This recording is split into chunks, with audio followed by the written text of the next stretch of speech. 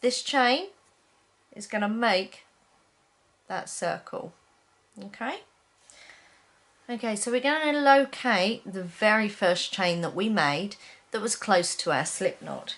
This here is the slip knot at the beginning, and we're currently looking at the edge of our chain. So I'm just going to remove my hook for a moment and turn the chain right side up. So here is our loop that sits on our hook, and can you see these shapes along the chain? Kind of makes a chevron shape. A chain is made of 3 parts. We have a front loop and a back loop, and if we turn our chain over, you'll see a series of bumps, and we call these the back bump. So what we'll do is this first back bump, the very first bump, this is where I want to put my hook. So I'm just going to put a stitch marker in it to show me. Okay, can you see that?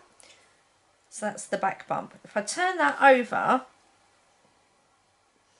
so that you can see the front, okay, can you see the purple of the stitch marker underneath the front bar, front loop and the back loop? So that is your chain stitch, and that's where we're going to insert our hook. Okay, so I've got my hook back in my loop, and I want to make this straight line into a circle. So all I'm going to do is insert my hook from the front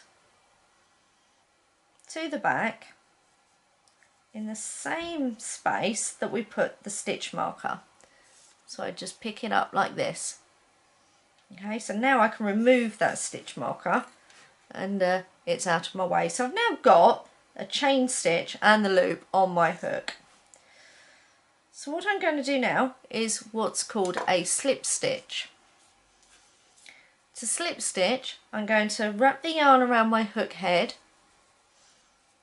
and then I'm going to use my hook like a steering wheel and draw this strand of yarn through the chain stitch and the loop, all in one movement, like so.